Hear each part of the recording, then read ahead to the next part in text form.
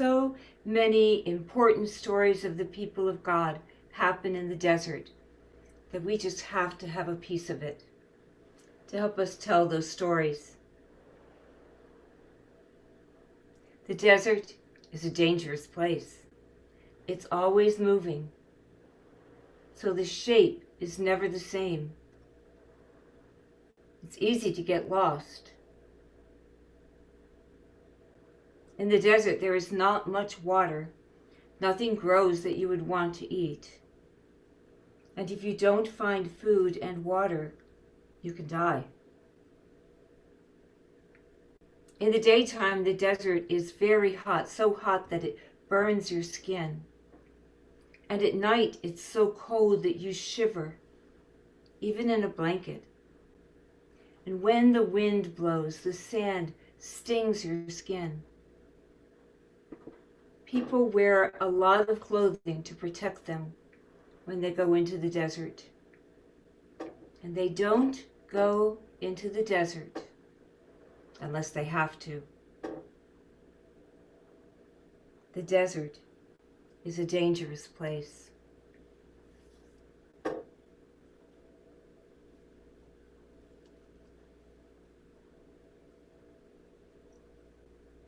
The people of God were living in a place where the rain stopped coming.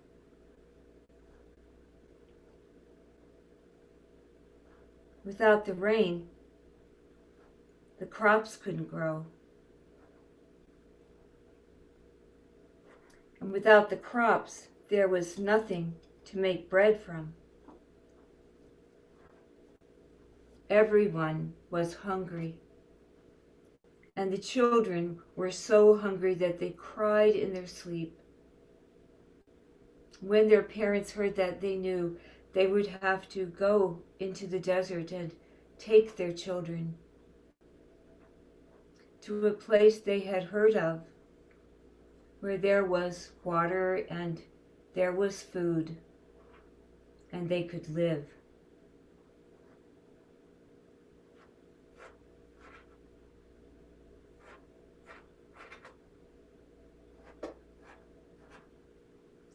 Things were hard in the desert, but the people stayed together and they kept on going.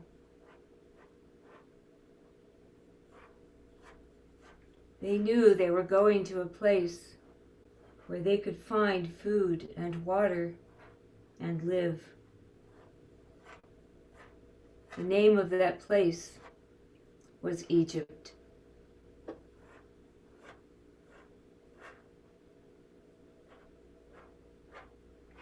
And the ruler in the land of Egypt was called the Pharaoh.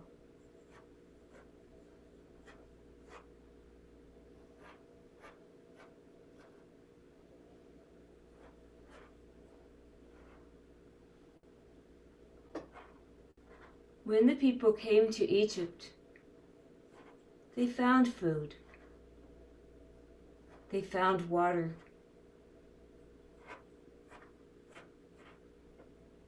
And they found work.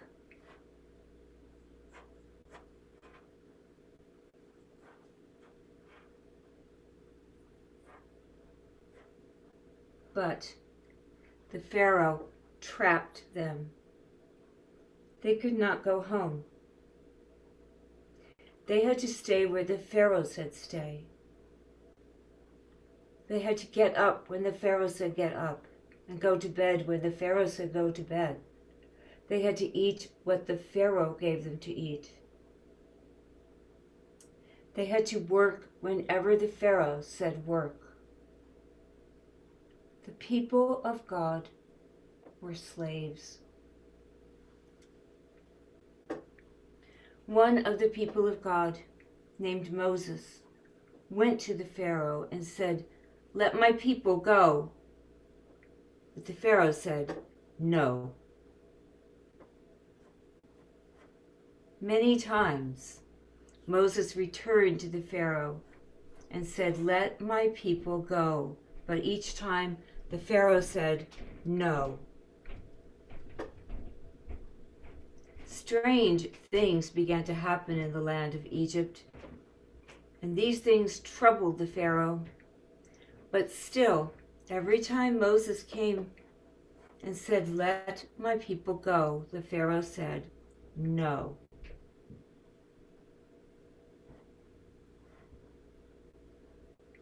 Then something terrible happened. The oldest boy in every Egyptian family, even the family of the Pharaoh, died. The children in the families of the people of God did not die. They were shown how to mark their doors with the blood of a lamb, and the angel of death passed over. And the next time Moses went to the Pharaoh and said, "Let my people go," the Pharaoh said, "Yes." The people hurried to get ready.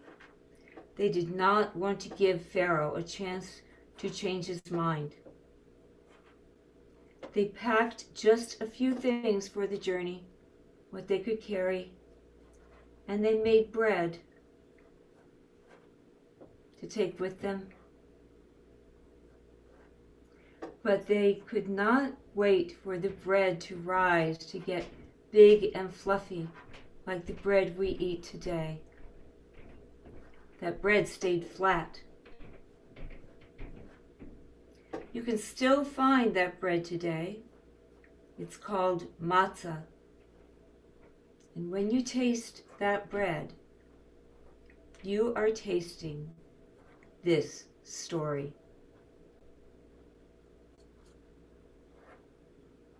As the people hurried through the desert, they began to hear the sound they did not want to hear. The earth shook. They knew it was the horses and chariots of the Pharaoh's army behind them. The army of the Pharaoh pushed the people up against the water. They did not know what to do. Then Moses came so close to God, and God came so close to Moses. Moses could see how God wanted him to lead the people through the water to freedom.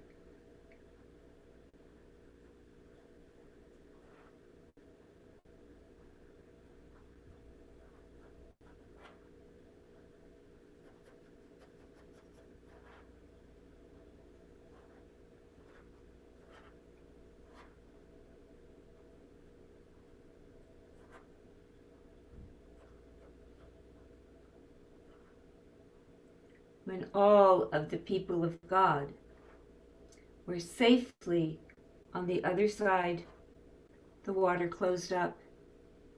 The army of the Pharaoh could not reach them. The people of God were free.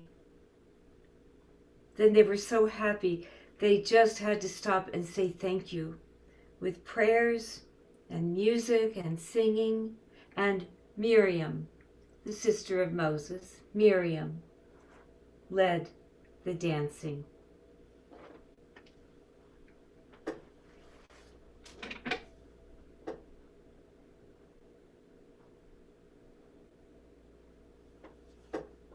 Now, I wonder what part of this story you like best. You might want to wonder silently, but we welcome you to wonder out loud.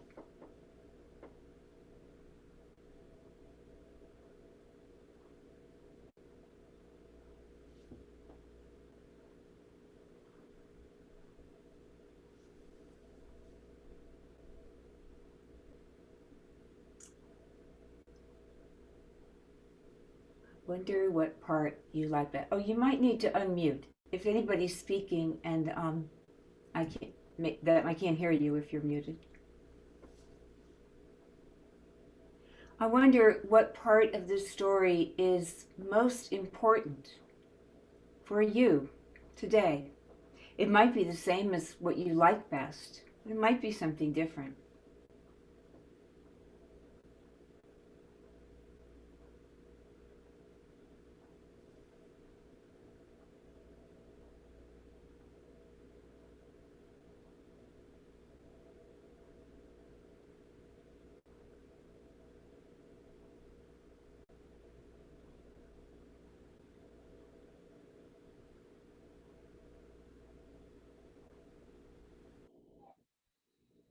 I like the part where Miriam danced. Ah, yes, I do too.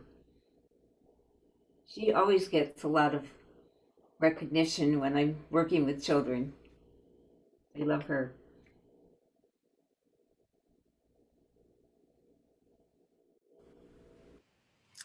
I wonder most why it took the deaths of so many, for the Pharaoh to say yes. That is a hard part of the story. It just is. And people have wondered that for thousands and thousands of years.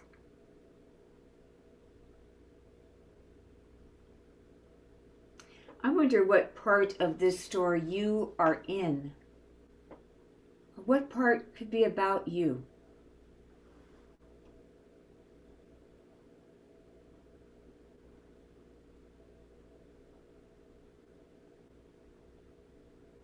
Maybe you're dancing.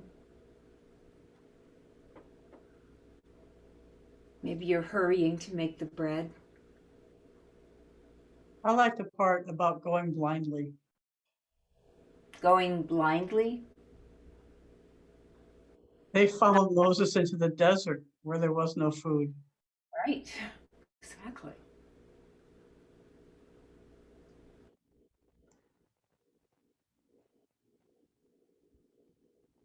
Exactly. I don't think they had a map either. I liked understanding how slow it was, how slowly and methodically they had to move in one direction and then move in the other direction and stay together. Yeah.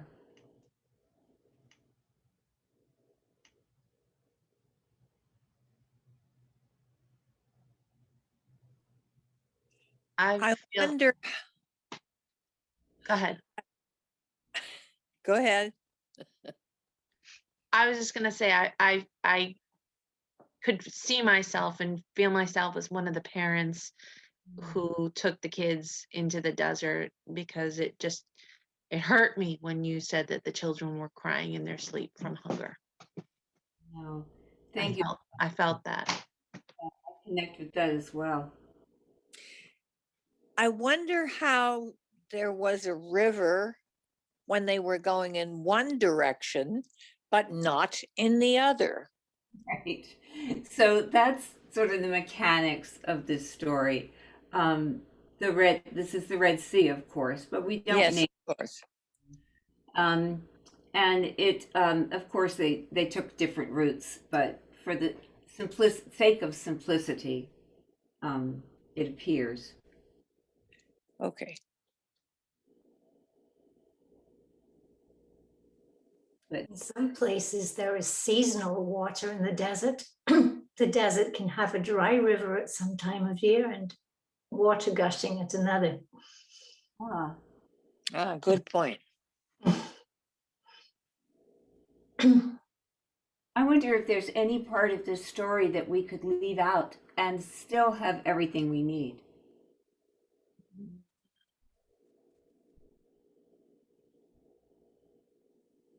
I know many of us would like to leave out that part where the firstborn die. But would it be the same story?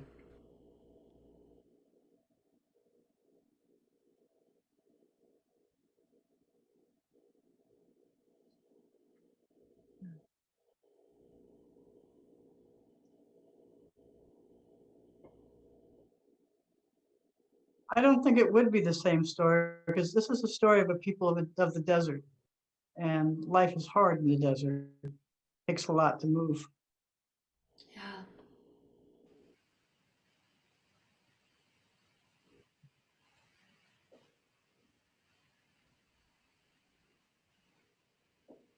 I don't know if you could hear when they were moving, could you? Yes. Yes. Yes. And their footprints are here in the desert. And some moved faster than others. Mm-hmm. I liked that. Going across that water must have been terrifying. Some were in a hurry and some were scared. Cautious, yes.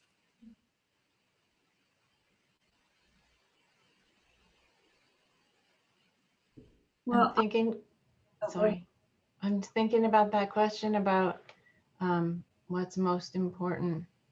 And I'm thinking about Moses going back so many times Hmm. and putting himself in front of the most powerful person in his world and somebody who has held him in a not positive way, and to do it once and then to go back and then to go back and then to go back seems important. right. It's also important that Moses knew which direction to go. I know these people of the desert got so they knew the desert, but as the desert landscape changes with the weather and the winds, he still knew the direction to go because he had a good leader. Ah, very nice.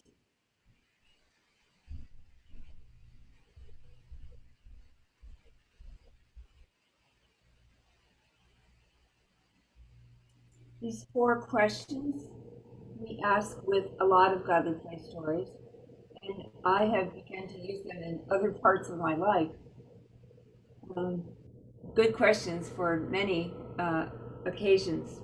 But I also wonder if you would like to taste the story. I'm so sorry we don't have tasty vision or something. But if we were in a circle, I would invite you to taste the matzah. Some of you I know are quite familiar with it, but my pretty privileged children that I taught at St. Stephen's and St. Agnes loved the matzah. You would think they were the starving children, but they just loved it. And I think because it's not just visible, it's not just audible, it's something you can taste. So I am going to invite you to breakout rooms. One more comment. All right, Bev. I think the most important part of the story is trust. Ah, Moses' trust is what enables him to go back again and again. right. The people's trust is what enables them to follow him even through the Red Sea, where there are walls of water on either side, and the Pharaoh's people are pursuing. Right. That had to be scary. And they had to trust him, right? I agree.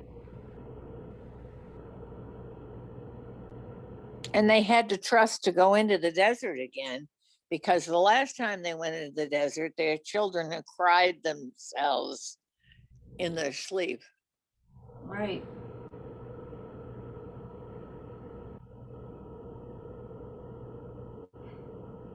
They didn't know how long they would be in the desert. We know how long it ended up being, but Right. Mhm. a whole generation. Well, I'm going to invite you into breakout rooms, and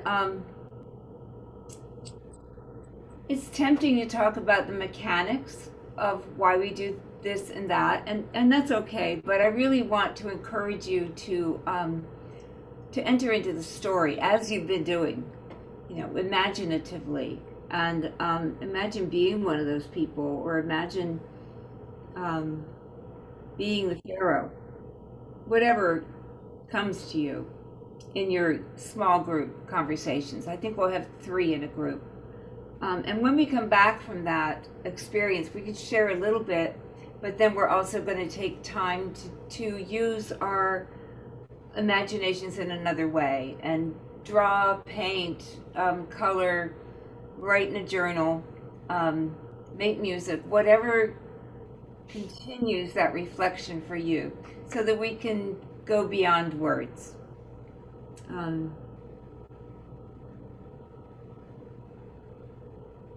I think you have this visual in your mind because it is so simple.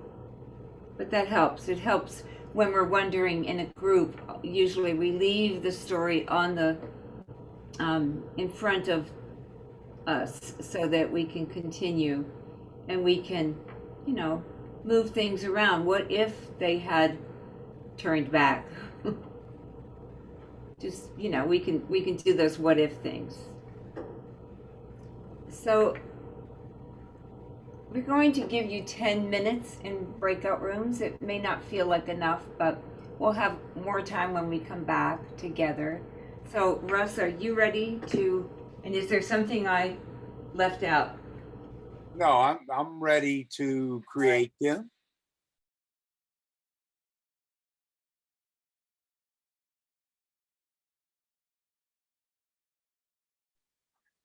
Welcome back. There we are. Gallery.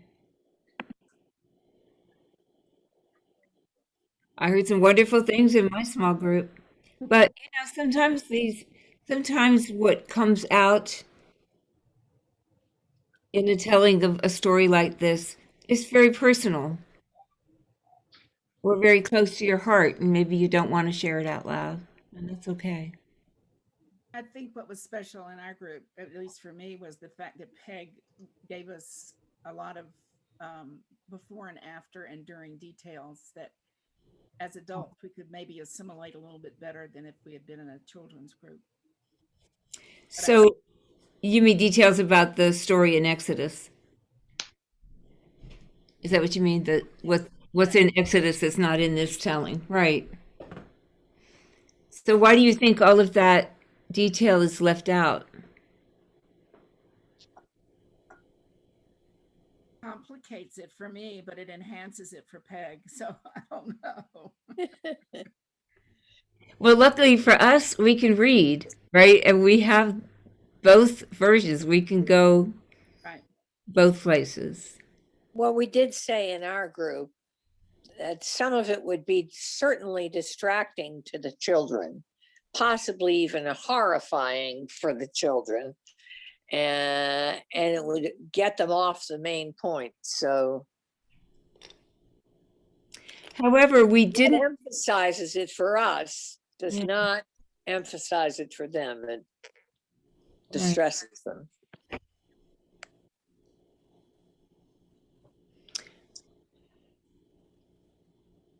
So it's true that we didn't, and of course, this happened over many years. It was Jacob's family. We don't need to go into all of that for the children, but apart from omitting, the river of blood and the frogs and all of that,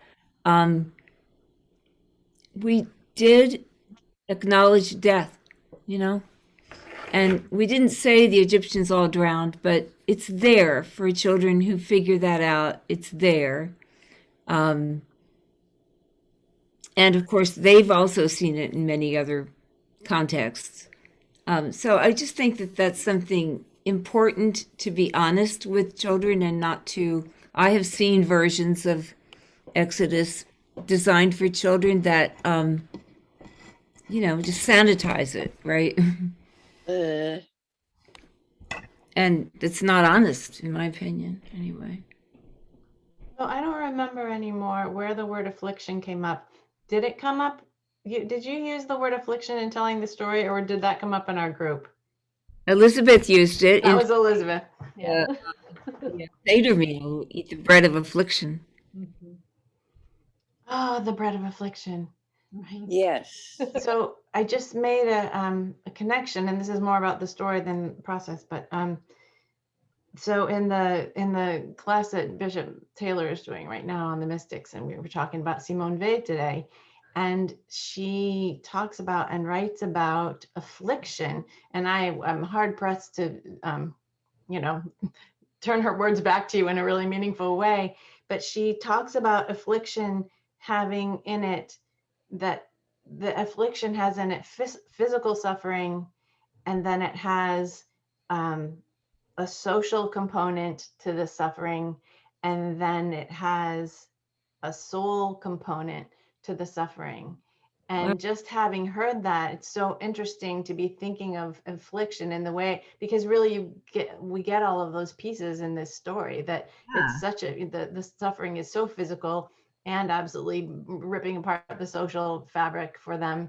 And, the soul part, I guess, is hard to miss. It's just interesting to look at it that way. That kind of synchronicity is always interesting, when a word pops up in different contexts. Yeah. Interesting. Say more about that.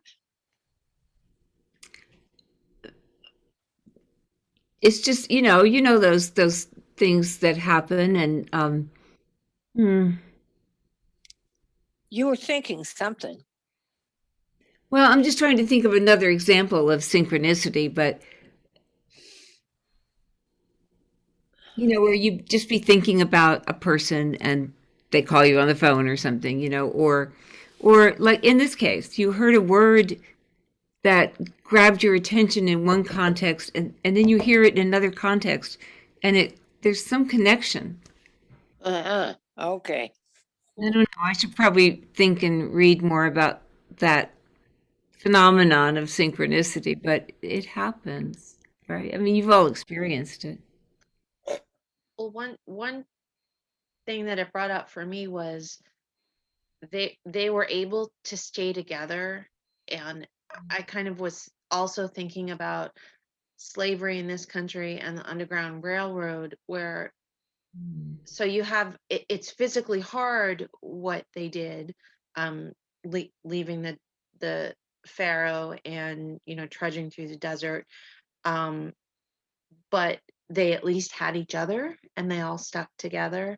Whereas in this country, when during slavery, families were just ripped apart, and who knew if you escaped, if you were going to see your family again later. And it brought up for me that it's as hard and as difficult as it was for them, it was so much worse for slaves in the United States.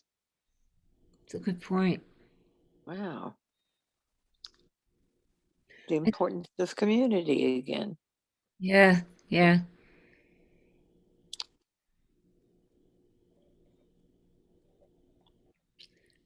I'm going to, during our meditation time, when we can draw, paint, or whatever, I'm also going to pull a book off the shelf, a poem by Marge Piercy that just occurred to me, which I love. So, just so that we don't overlook and forget to do this, I'm going to get my paints, and this is private time. I'm not going to turn my camera off, but I promise that nobody's going to look at your work and judge it. I'm certainly not. And that's a covenant we make with the children too. When they're doing their work in a room after having heard a story, and we do call it their work. We're not wandering around the room looking over their shoulders, right, Peg? And we're not, praising or criticizing. It's their time with God, and it's personal. And when they come to a stopping place, or when we have to stop, the work gets preserved and put away and cared for so that they can continue with it next time. So I trust that you will take care of your own work. But I have these really cool pencils that I can draw with and then brush water over them and turn them into a watercolor. So if you make something that you want to show to the group, you may. but I probably won't, 'cause I'm not good at performance. All right, so we're just gonna. It's 8:24. We'll go to 8:34. Just see what comes to you. See what your hands want to do or your heart wants to do.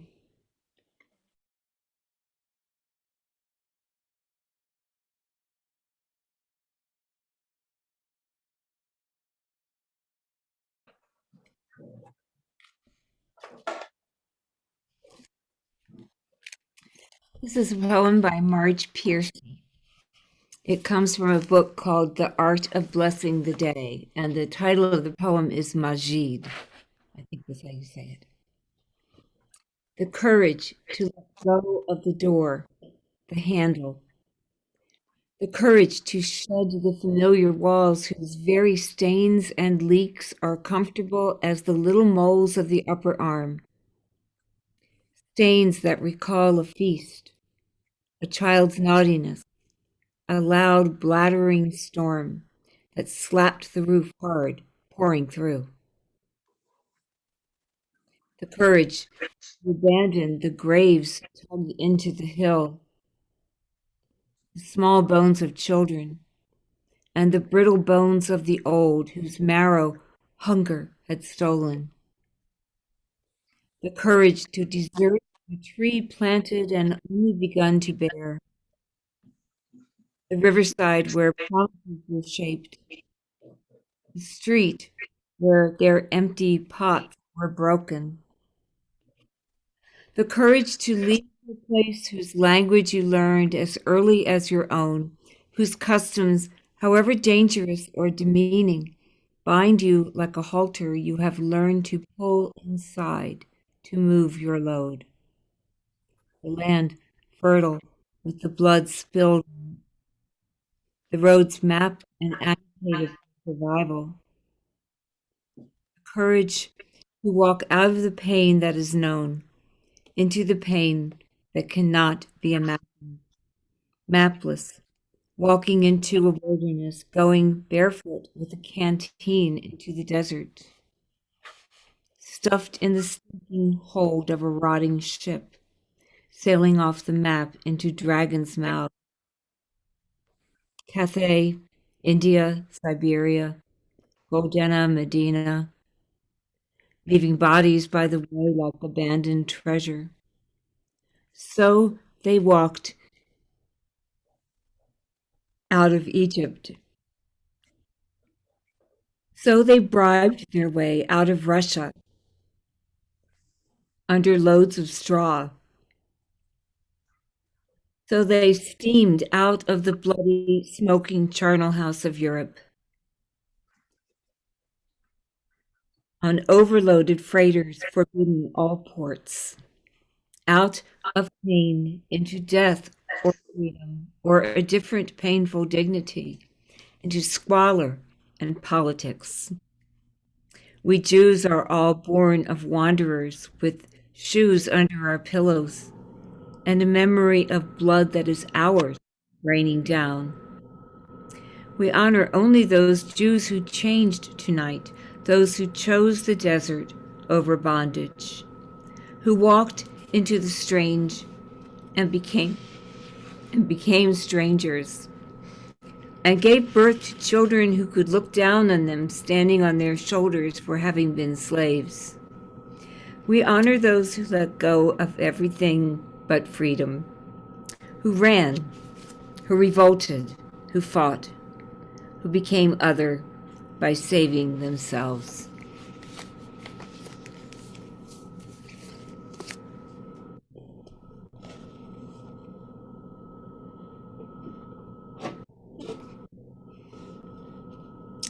Marge Piercy. Well, I want to show you images of another Jew.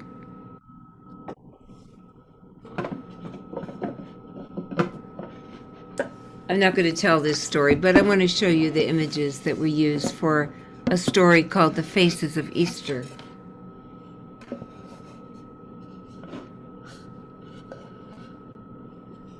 I might have to say a few words of the story. In the beginning, the baby was born. God chose Mary to be the mother of God, and the Word was born a wordless child. When the baby looked up into the eyes of the Mother Mary, he could see for the first time the cross. And when he looked into the face of the Father Joseph, the cross was there too. Mary and Joseph held the baby close and gave him everything he needed, and he began to grow. The baby grew and became a boy. And when he was about 12, he went to Jerusalem with his parents for the first time. You know what happened there. I'm not going to go all the way through it. Maybe someday.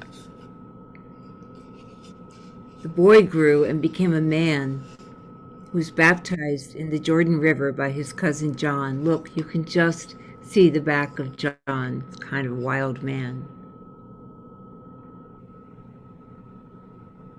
Jesus waded into the water, walked right up to John and said, "Baptize me." And John looked at him like he was seeing him for the first time.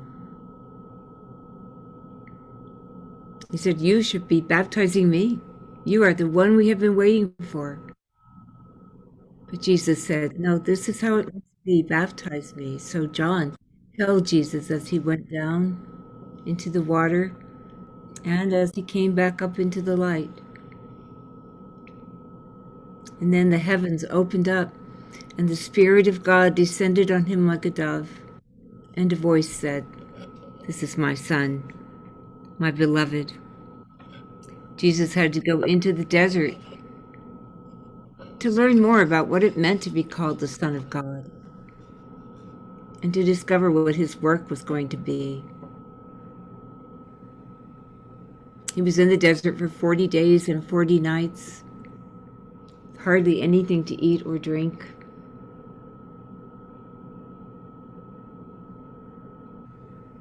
You know the rest of that story too. At the end of that time, Jesus came back across the river and began to do his work. But what would his work be? His work was to come close to people, especially people that no one else wanted to come close to.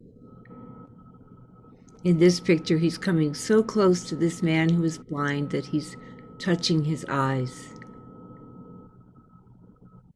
When people came close to Jesus and he came close to them, they were changed.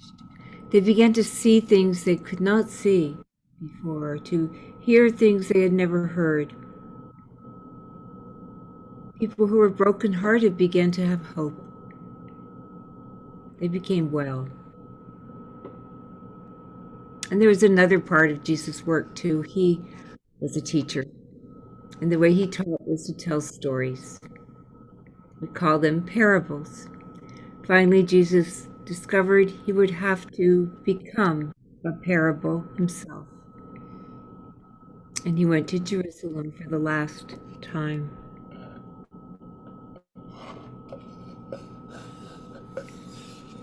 People greeted him when he came into Jerusalem as if he were a king. But they were not really paying attention. The kind of king they were expecting would have come in riding a great white horse and following an army. But Jesus wasn't riding a great white horse. He was riding a donkey, and it was not even his donkey. He had to borrow it. Still, they waved palm branches and shouted Hosanna. On Monday and Tuesday and Wednesday of that week, Jesus taught in the temple.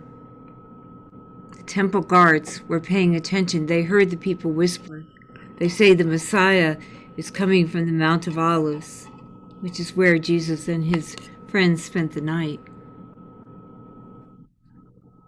They said on Thursday we will take him. But on Thursday, Jesus stayed away from Jerusalem until it was dark. Then he and the 12 went to a house where someone had prepared a meal for them. And after they had had everything they wanted to eat, Jesus did something new. He took the bread, gave thanks to God, broke the bread, and shared it with everyone there, and said something like, "Whenever you break bread and share it like this, I will be with you." He did the same thing with the wine. He gave thanks to God, shared the cup of wine, and said something like, "Whenever you share a cup of wine like this, I will be with you." They must have thought, what is he saying? He is already with us. Later they would understand. Then one of the 12, Judas, left in a hurry. The others sang a hymn and walked with Jesus to a garden where he wanted to pray. While he was praying, Judas stepped out of the shadows and kissed Jesus on the cheek. And that was a sign for the soldiers and the guards to step out of the shadows too. They arrested Jesus and took him away, and all the others fled.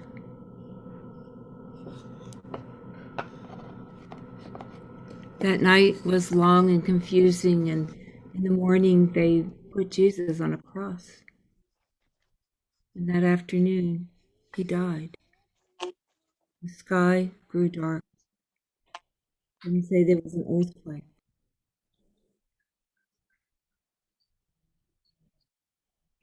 They took his body and put it in a tomb and wrote a great heavy stone in front like a locked door and went away. The next day, Saturday, was so quiet and still you could almost hear the earth breathe. And then early on Sunday morning, it was the women who had the courage to go to the tomb. They just wanted to be close to him. When they got there, they saw that the stone had been rolled away and Jesus was not there. People began to meet him in new and wonderful ways. Even though he had died, somehow he was still with them. And he's still with us, especially when we share the bread and the wine. Look, these are two sides of the same story. When you look at this side, you know that this side is there. And when you look at this side, you know that this side is there. You can't take them apart. That is the mystery of Easter. Jesus died. Somehow he is still with us.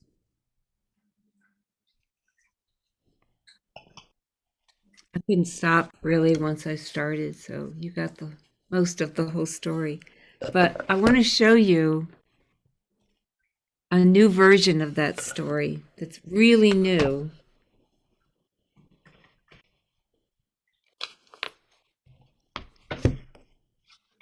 And I'll just show you these pictures. So this is the same story, but with different images. They're purple on the back in both cases because, this is what... And more realistic in terms of race. Well, yep, that's the whole idea there. So, he's very African here, not Palestinian, but I think there are parallels, certainly. I love this one. Yeah, it's a different artistic style and really rich and vivid. And it was a godly play child or young adolescent who was the model for these images. So the poses are kind of the same. But the images are quite striking. And Rebecca's using these in her Sunday. She's not having a lot of turnout, but she's recording these pieces of this story. I mean, that's just beautiful.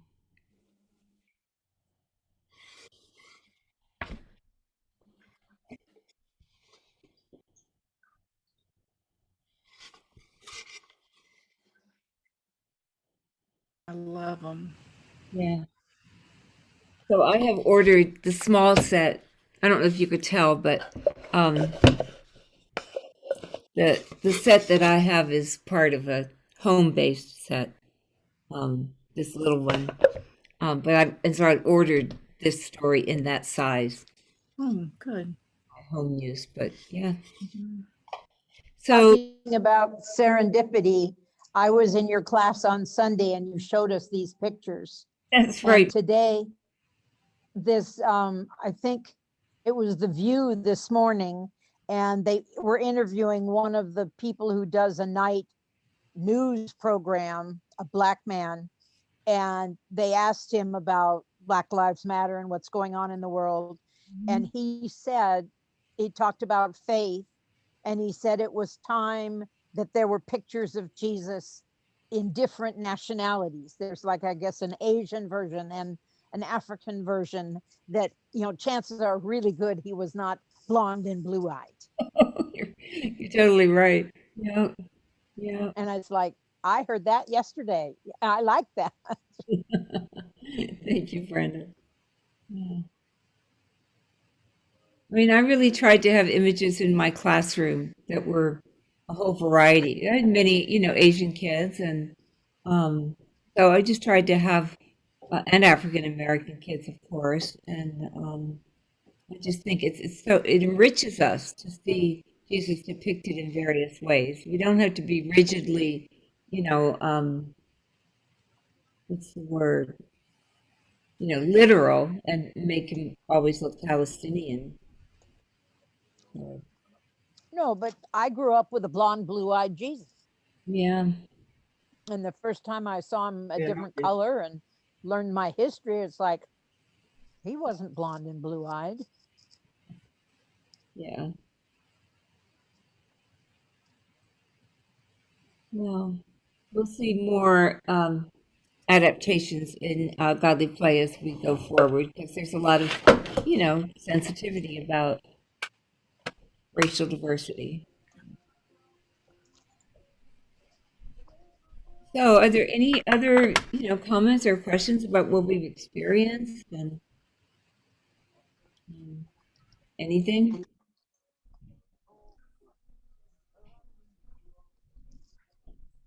I think, I offered to do this or responded to your invitation. I can't even remember now, Lisa, but because I think it's not about teaching you to teach children, right?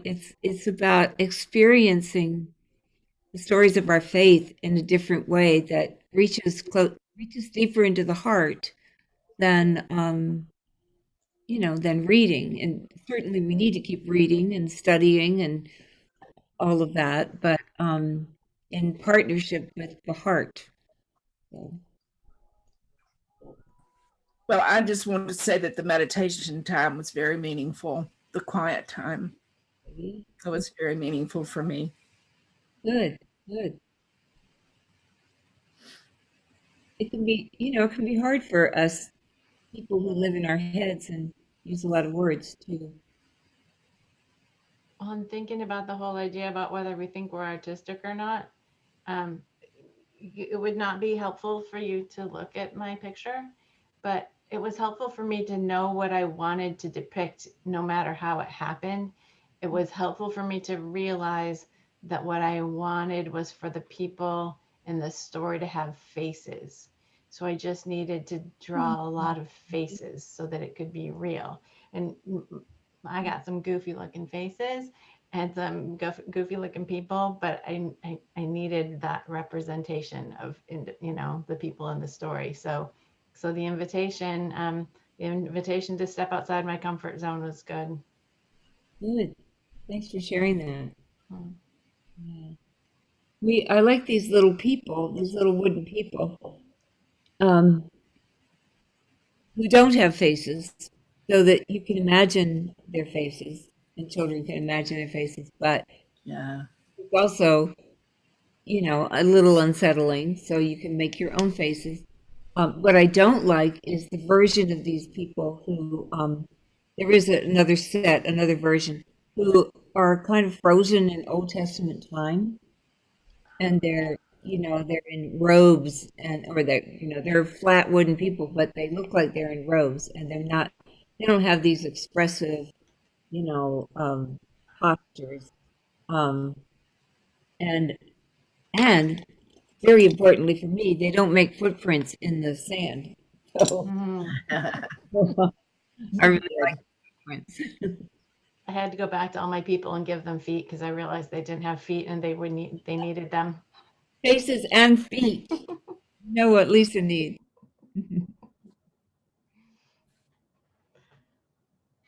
Yeah, I made a picture of the sort of an abstract picture of the desert. And if I thought I could put footprints in there, I would have. Maybe someday. You can always take the side of your hand and use your finger for toes.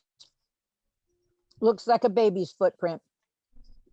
Make a fist, and it's the outside of your hand.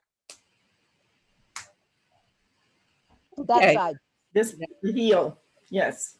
Yeah.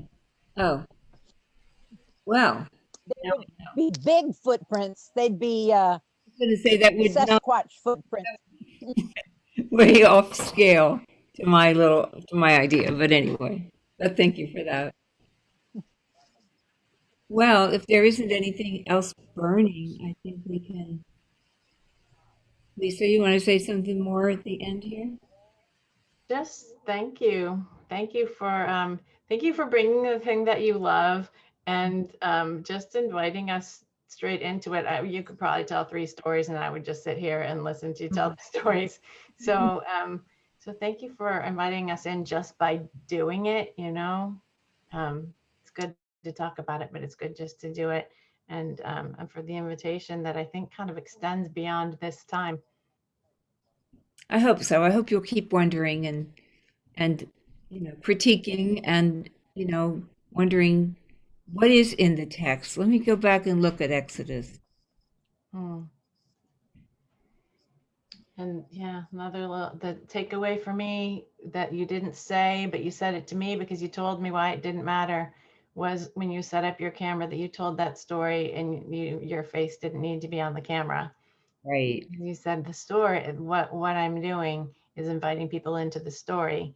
And I don't know, that's a lovely invitation. That's a lovely thing for me to sort of walk away with. What if the story we tell doesn't have to be so much about, look at me, I'm telling a story, and you just drew us right in. So thank you.